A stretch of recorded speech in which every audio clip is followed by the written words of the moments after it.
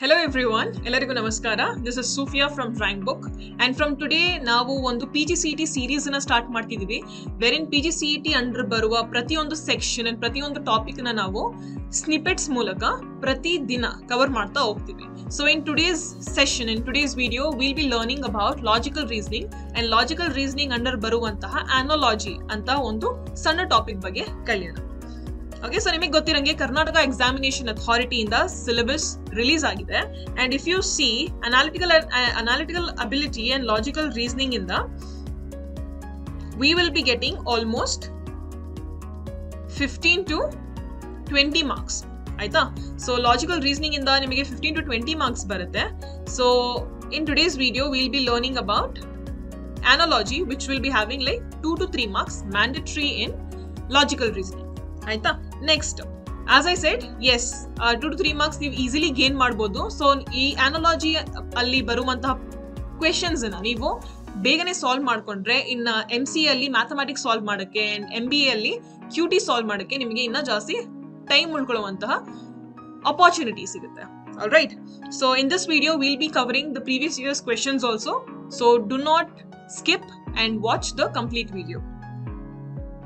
So why do you have to answer these analogies? ಯಾಕೆ ಹೇಳ್ತಾರೆ analogy ಅಂತ questions ಅಂತ ಹೇಳಿದಾಗ, ಸೊ ನಿಮ್ಮ ಥಿಂಕಿಂಗ್ ಎಬಿಲಿಟಿ, ಸೊ ನಿಮ್ಮ ಕ್ರಿಟಿಕಲ್ ಥಿಂಕಿಂಗ್ ಎಬಿಲಿಟಿ ಎಷ್ಟು ಸ್ಟ್ರಾಂಗ್ ಆಗಿದೆ ಅಂಡ್ ಆಲ್ಸೋ ನಿಮ್ಮ ಇಂಗ್ಲಿಷ್ ಮೇಲೆ ಗ್ರಿಪ್, ಇಂಗ್ಲಿಷ್ ಮೇಲೆ ಹೋಲ್ಡ್ ಎಷ್ಟು ಸ್ಟ್ರಾಂಗ್ ಆಗಿದೆ ಅಂಡ್ ಆಲ್ಸೋ ನೀವು ಒಂದು ಕ್ವೆಶನ್ ಅನ್ನು ಕೊಟ್ರೆ ಎಷ್ಟು ಬೇಗನೆ ನೀವು ಡಿಸಿಷನ್ ತಗೋಬಹುದು ಅಂತ. That is the reason why this analogy is asked. So ಈ ಡಿಸಿಷನ್ ಮೇಕಿಂಗ್ ಬಗ್ಗೆ ನಾನು ನಿಮಗೆ ಕ್ವೆಶನ್ಸ್ ಮಾಡುವಾಗ ತಿಳಿಸ್ಕೊಡ್ತೀನಿ. Next, what are the easy tips and tricks to solve analogy questions quickly? First thing is identify the relationship. Now, ivaga to your very right side, you're seeing a picture, right? That is a supermart. So, ನೀವು apples ತಗೊಂಡು, let's take a simple relationship. ಆಯ್ತಾ?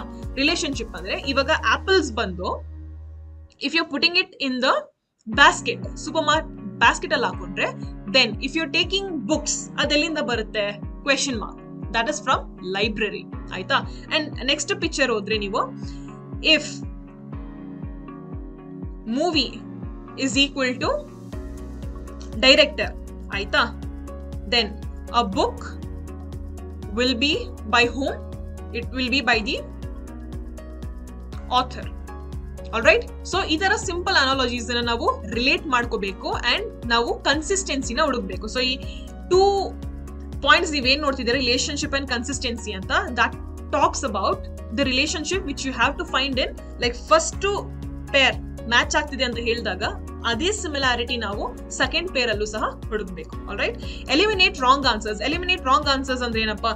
ನಾವು let suppose ಒಂದ್ ಕ್ವೆಶನ್ಗೆ 4 options ಕೊಟ್ಟಿರ್ತಾರೆ. ಈ question ಗೆ ಈ option match ಆಗ್ತಿಲ್ವಾ, go on cutting the wrong answers and finally ನಿಮಗೆ ಬೇಗ ರೈಟ್ ಆನ್ಸರ್ ಸಿಗುತ್ತೆ. Rather than sitting and thinking ಯಾವ್ದು ರೈಟ್ ಇರ್ಬೋದು ಅಂತ ಕುತ್ಕೊಂಡು ಯೋಚನೆ ಮಾಡೋ ಬದಲು just go and implement the elimination method.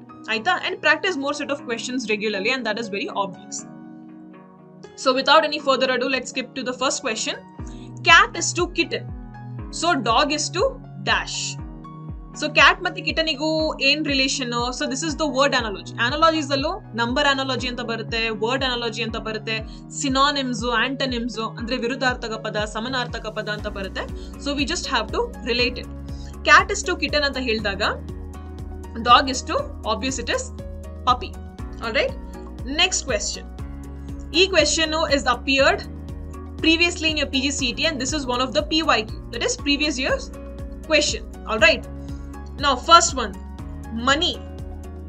Yes, ಇಲ್ಲಿ bank is to money ಅಂತ ಹೇಳಿದಾಗ transport is to what?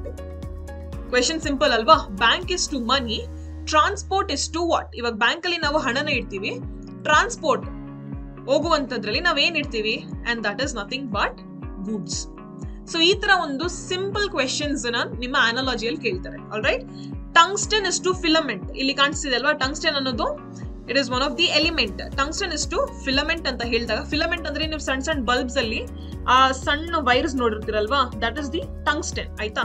Then bronze is to what ಅಂದ್ರೆ will go with the elimination method. Elimination method ಅನ್ನ ನಾವು ಟ್ರೈ ಮಾಡೋಣ. Copper cannot be related to bronze because it is one of the element which comes under bronze. Aita. Next, ships. No, ships can't be because ships is not made with bronze, it is made with steel. Alright. Tin ಸಹ ಆಗಲ್ಲ ಯಾಕಂದ್ರೆ tin is also one of the element which comes under bronze. ಆಯ್ತಾ? Then the correct answer is options. This is how elimination method works. So ನೀವು ಎಷ್ಟು ಬೇಗ ತಪ್ಪಿರೋ answers ಅನ್ನ ಕಾಟ್ ಮಾಡ್ಕೊಂಡು ಹೋಗ್ತೀರಾ ಅಷ್ಟೇ ಬೇಗ ನಿಮಗೆ ರೈಟ್ ಆನ್ಸರ್ ಸಿಗುತ್ತೆ. So tungsten is to filament ಅಂದ್ರೆ bronze is to ornaments. Bronze ಅಲ್ಲಿ ಆರ್ನಮೆಂಟ್ಸ್ ಮಾಡ್ತಾರಲ್ವಾ, so that is the right answer. Next, peace is to chaos. So in this ಯಾಕೆ ಕೇಳ್ತಾರೆ ಅಂತ ನಾನು ಹೇಳಿದಾಗ ನಾನು ಇಲ್ಲಿ ಹೇಳಿದ್ದೆ ಲ್ಯಾಂಗ್ವೇಜ್ ಪ್ರೊಫಿಷಿಯನ್ಸಿ, ನಿಮ್ಮ ಇಂಗ್ಲಿಷ್ ಲ್ಯಾಂಗ್ವೇಜ್ ಮೇಲೆ ನಿಮಗೆ ಎಷ್ಟು ಸ್ಟ್ರಾಂಗ್ ಆಗಿ ಗ್ರಿಪ್ ಇದೆ ಅಂತ ಸಹ ಟೆಸ್ಟ್ ಮಾಡ್ತಾರೆ ಅಂತ ಹೇಳಿದೆ ಅಲ್ವಾ. So that is where this comes. ಇವಾಗ ಪೀಸ್, ಕೇಯಾಸ್, ಕ್ರಿಯೇಷನ್ ಇದೆಲ್ಲ ಇಂಗ್ಲಿಷ್ ವರ್ಡ್ಸ್. ಸೊ ನಿಮಗೆ ಈ ಇಂಗ್ಲಿಷ್ ವರ್ಡ್ಸ್ ಗೊತ್ತಿದ್ರೆ ನೀವು in a very wink of an eye ತುಂಬಾ ಬೇಗ ಕಂಡುಹಿಡಿತೀರ ಉತ್ತರನ ಅಲ್ವಾ. ಸೊ ನಾವು let's see towards the question and the answer. ಇವಾಗ ಪೀಸ್ ಅಂದ್ರೆ ಕೇಯಾಸ್ ಅಂತ ಇಲ್ಲಿದೆ. ಸೊ ಇವಾಗ ಇಲ್ಲಿ ಕ್ರಿಯೇಷನ್ ಅಂದ್ರೆ ಏನು, ಪೀಸ್ ಅಂಡ್ ಕೇಯಾಸ್ ಓದಿದ್ರೇನೆ ಗೊತ್ತಾಗುತ್ತೆ that these are the antonyms ಅಂತ. ಆಂಟನಿಮ್ಸ್ ಅಂದ್ರೆ ಏನು? This is the antonym analogy. Antonym analogy. Antonym ಅಂದ್ರೆ ಏನಪ್ಪಾ? ಆಂಟನಿಮ್ ಇಸ್ ನಥಿಂಗ್ ಬಟ್ ವಿರುದ್ಧ ಪದ. ಆಯ್ತಾ? ಸೊ ಕ್ರಿಯೇಷನ್ ಅಂದ್ರೆ it is nothing but destruction. ಆಯ್ತಾ? ಸೊ ಇವಾಗ will see the elimination method once again. Manufacture ಖಂಡಿತ ಇಲ್ಲ, ಬಿಕಾಸ್ ಕ್ರಿಯೇಷನ್ ಸಿನಾನಿಮ್ ತರ ಆಗ್ಬಿಡುತ್ತೆ, ಸಮಾನಾರ್ಥಕ ಪದ ತರ ಆಗ್ಬಿಡುತ್ತೆ. Build, no, building is again nothing but creating. Construction ಇಲ್ಲ, ಕ್ರಿಯೇಷನ್ ಇಸ್ ಅಗೇನ್ ದ ಸಮಾನಾರ್ಥಕ ಪದ. ಸೊ ಡಿಸ್ಟ್ರಕ್ಷನ್, ಸೊ ಎಸ್ ಈ ಒಂದು ಪದ ಏನೋ ಆಪೋಸಿಟ್ ತರ ಇದೆ. So this is the right answer. Creation ಅಂದ್ರೆ the antonym of creation is destruction. So ಈ ತರ ನೀವು ರಿಲೇಶನ್ಶಿಪ್ಸ್ ನ ಕರೆಕ್ಟ್ ಆಗಿ ಐಡೆಂಟಿಫೈ ಮಾಡ್ಕೊಂಡ್ರೆ ನೆಕ್ಸ್ಟ್ ಪೇರ್ ಏನಿದೆ ಅದು ನೀವು ಈಸಿಲಿ ಕಂಡುಹಿಡಿತೀರಾ. ನೆಕ್ಸ್ಟ್ 3:27 ಅಂದ್ರೆ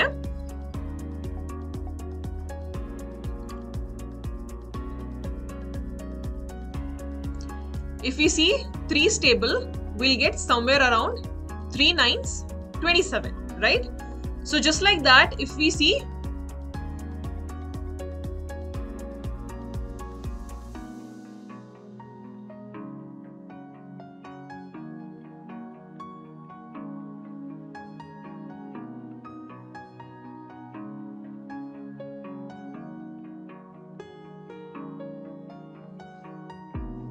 okay, see 3 into 3 into 3 is nothing but 3 3s 9, 9 3s 27. It is nothing but 3 cubes answer is 27. Adhe tara if we see for 4 cube andre 4 is to 4 is to 4, 4 4s 16, 16 4s 64. So 64 is the right answer. Alright, so bari nimige a relationship gottagbekashte. Alright, so if you just get to know the relationship, then it will be very easy for you. Aita. Next, this, what is the analogy which occurred here? It is nothing but the number analogy. And what is the solution here? The solution is nothing but cubing. Aita. Next, I have one question for you all. So please let me know the answers in the comment section. Now, insect is to disease. So ivaga mosquito inda namige dengue barutte. Dengai antare, dengue antare. Okay. Pronunciation matters. Insect inda disease agutte andre, then war inda en agutte?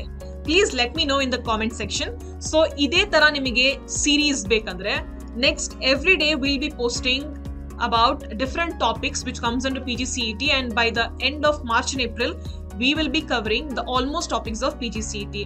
PGCET online and offline classes have already started.